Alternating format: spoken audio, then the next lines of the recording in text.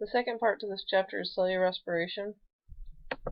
The reason cellular respiration and photosynthesis go together is that cellular respiration cannot take place without photosynthesis, and the same thing. Photosynthesis cannot take place without cellular respiration. You can see it in this picture. So cellular respiration is what happens when we are breathing in oxygen and what our body does with it. So what's going to happen is that light energy makes photosynthesis take place. And photosynthesis, like we learned last time, produces glucose and oxygen. Animals, like ourselves, use this glucose and oxygen, and they in turn produce water and carbon dioxide, and then the plants have to use that to go through photosynthesis. If photosynthesis quit happening, cellular respiration would quit happening, and things wouldn't be able to live. Here's another picture of it. Photosynthesis takes place in this chloroplast, producing this glucose and oxygen from that light energy. Now cellular respiration, like we talked about last chapter, your mitochondria produces the energy for all animal cells, and mitochondria is going to produce the byproduct of carbon dioxide and water for the chloroplast to work. So when we are looking at the equations, you do need to know the equation for cellular respiration.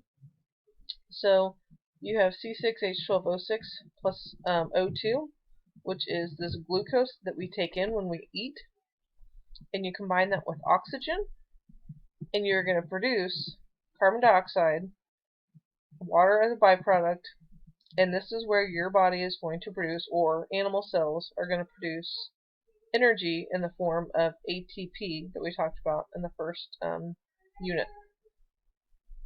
Photosynthesis is exactly opposite. So instead of taking in the glucose, it takes in the energy and the water and carbon dioxide, and then it produces the oxygen and the glucose for animals to go through cellular respiration. So let's take a closer look at cellular respiration. Cellular respiration is actually the process that's going to release energy by breaking down glucose as the main molecule, but also other food molecules, and it has to happen in the presence of oxygen. As you can see in the image over here, there's 3 steps to cellular respiration. Now cellular respiration takes place not only in the mitochondria, but outside the mitochondria and the cytoplasm. And the 3 steps are glycolysis, the Krebs cycle, and the electron transport chain, which I will be using ETC from now on.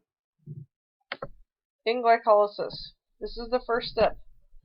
Glycolysis has not entered the mitochondria yet. It takes place in the cytoplasm. Glycolysis actually does not require oxygen to take place. So what's going to happen is you're going to take 1 molecule of glucose, and after it goes through glycolysis, it's going to be broken down into 2 molecules of pyruvate or pyruvic acid. It also requires 2 molecules of ATP to get it started.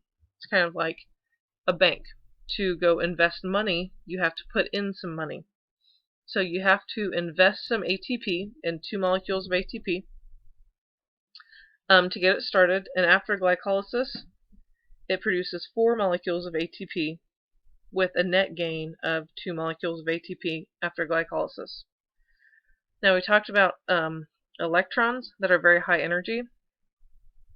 In cellular respiration, we are trying to make ATP. The most ATP is made in the electron transport chain. So all of these electrons that are produced are taken to the electron transport chain. So in this instance, you have electron carriers, NAD plus and NADH, that remove high energy electrons, and they take them to the electron transport chain. So glycolysis is the first step of cellular respiration. But glycolysis can be followed by either the last 2 steps of cellular respiration, if oxygen is present, or there's another step it could go into that is not part of cellular respiration, which is called fermentation. So you have to decide, is there oxygen or is there no oxygen present? So if oxygen is present, it's going to go into the next part of the cellular respiration, which is the Krebs cycle. but sometimes oxygen is not present, and your body still has to continue producing ATP. So if oxygen is not present, you're going to go into a process that is called fermentation. Fermentation is going to release energy from food molecules, like I said, when oxygen is not present.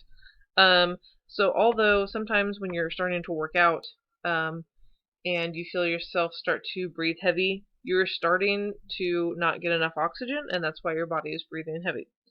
Your body's probably starting to go into lactic acid fermentation. Your body still has to produce the ATP.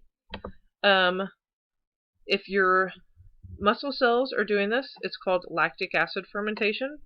So it's going to take that pyruvic acid from glycolysis and it turns it into this lactic acid. Now it is going to produce ATP, but it also produces this lactic acid.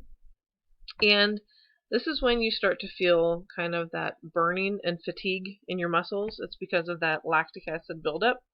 And the next day, when you're feeling a little sore, it's because your body still has some of that lactic acid built up inside its muscles. Now, other organisms go through fermentation, but we call it alcoholic fermentation. So yeasts and other microorganisms go through this type.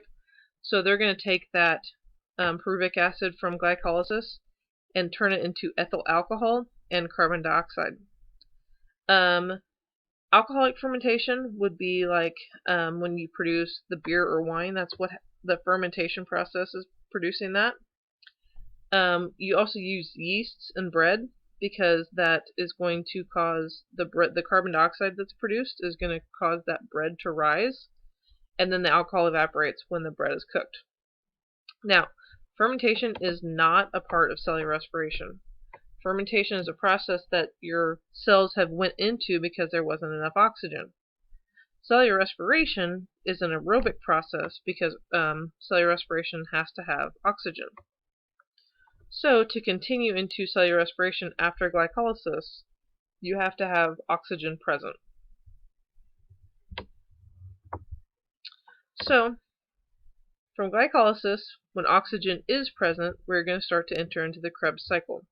So the Krebs cycle is the second stage of cellular respiration, and it has to have oxygen. Now we have moved into the mitochondria, where energy is produced. So it's going to take this pyruvic acid that was produced in glycolysis, and the byproduct of this is going to be that carbon dioxide. Now if you see from the image, glycolysis only makes 2 molecules of ATP, and the Krebs cycle also only makes 2 molecules of ATP. But what it also does, it's going to take some of these electrons and continue taking them to the electron transport chain to make the most ATP in cellular respiration. And in this, it's carried by the electron carrier NADH. And the last and final stage of cellular respiration is called the electron transport chain, or the ETC. Now it is using all of the electrons. So glycolysis carried electrons to the electron transport chain, and the Krebs cycle carried electrons to the electron transport chain. Now it's going to use all those electrons and all that energy to produce 32 molecules of ATP. So the majority of the ATP in cellular respiration is made in the electron transport chain, and that's mostly because of all the electrons that are transferring in the other stages.